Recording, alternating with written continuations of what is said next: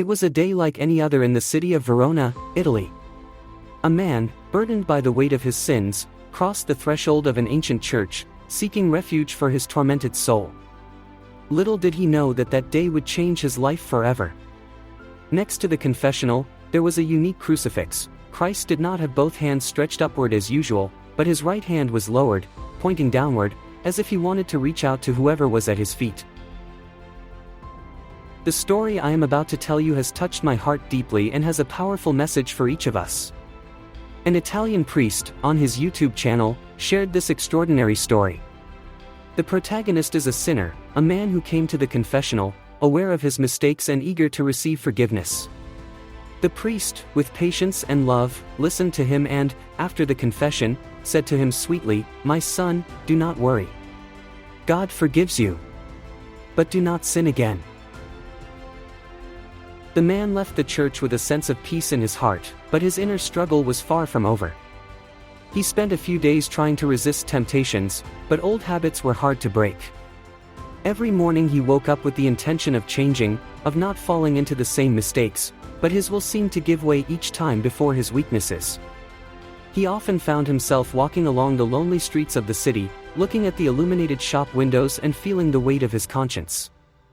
Every evening, in the silence of his room, he wondered if he could really be a new man. However, the weight of his inclinations was too heavy, and a few days later he fell into the same sins and, in shame, returned to the same priest. "Father, I have sinned again," he whispered in a broken voice. The priest, with the same kindness, repeated, "God forgives you, but I warn you, do not sin again." But the sinner's battle did not stop. He promised himself to improve, but every attempt seemed to fail. He spent entire nights praying, seeking answers, trying to understand if he would ever be worthy of a new beginning. Day after day, he felt the call of sin and, once again, he returned. The priest, this time, warned him more firmly, "God forgives you, but if you return again with the same sins, I will no longer give you absolution."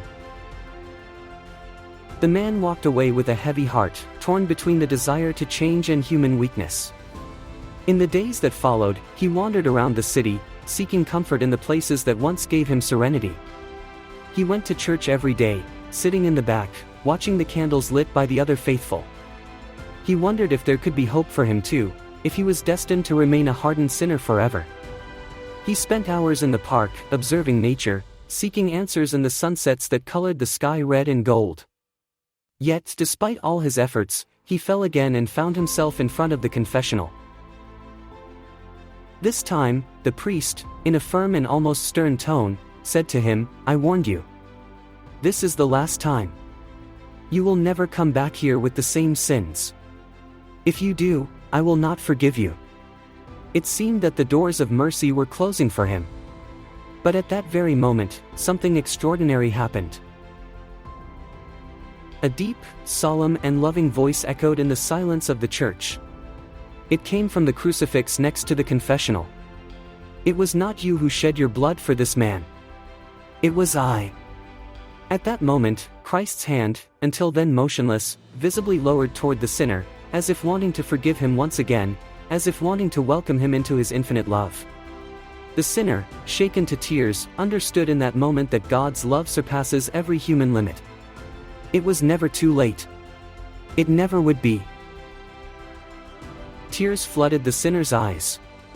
He fell to his knees, overwhelmed by a love so great that it defied all human comprehension. The priest, deeply shaken, understood the greatness of God's mercy, which never tires of welcoming anyone who sincerely repents. This story teaches us a fundamental truth: no sin is too great to be forgiven, if accompanied by sincere repentance. Every confession is an opportunity to start over, every prayer a bridge between our weakness and divine strength. Every time we feel unworthy, every time we think we are too far from God, we must remember that His mercy has no limits. Imagine the scene: the sinner, his face streaked with tears, who finally abandons himself to the embrace of Christ. It is not an embrace of condemnation, but of pure love. It is a love that does not take into account the falls, the relapses, the human weaknesses. It is a love that goes beyond, that sees the repentant heart and welcomes it with open arms. The crucifix, with his hands stretched downward, becomes the symbol of this infinite mercy. It is not a Christ who judges, but a Christ who welcomes. It is not a God who punishes, but a God who forgives. And the silence of the church, in that moment, is filled with a presence that speaks to the heart, that whispers words of hope and consolation. The sinner, getting up, is no longer the same man. He has encountered the love that transforms, that heals, that renews. He has understood that true strength does not lie in avoiding falls, but in getting up every time, with the awareness that there is always an outstretched hand ready to support us. And the priest, witness of this miracle, understands that his role is not to judge, but to accompany, to be an instrument of divine mercy. He understands that his mission is to open the doors of forgiveness, to be a bridge between man and God. But it is not only the priest who is changed. Every person who listens to this story, every heart that opens to its truth, is touched by grace. The story of the sinner of Verona becomes a living parable, a call to hope for anyone who feels lost, for anyone who has lost the compass of their existence. Imagine the countless similar stories, silent and hidden, that unfold every day in confessionals around the world. Men and women, young and old, who present themselves with hearts full of remorse, with the fear of not being accepted, with the desire to find a little peace.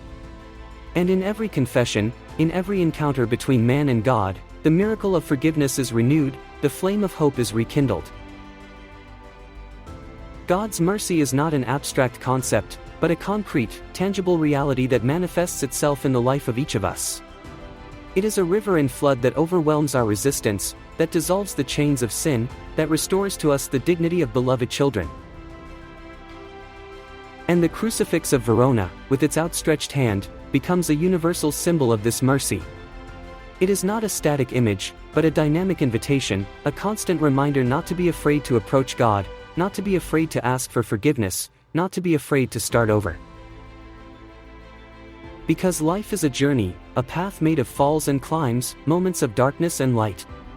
But in every step, in every moment, we can count on the presence of a Father who loves us infinitely, who awaits us with open arms, who never tires of forgiving us. So, let us allow ourselves to be enveloped by this love, let us be transformed by its power. Let us not keep our hearts closed, let us not hide our wounds, let us not hold back our tears.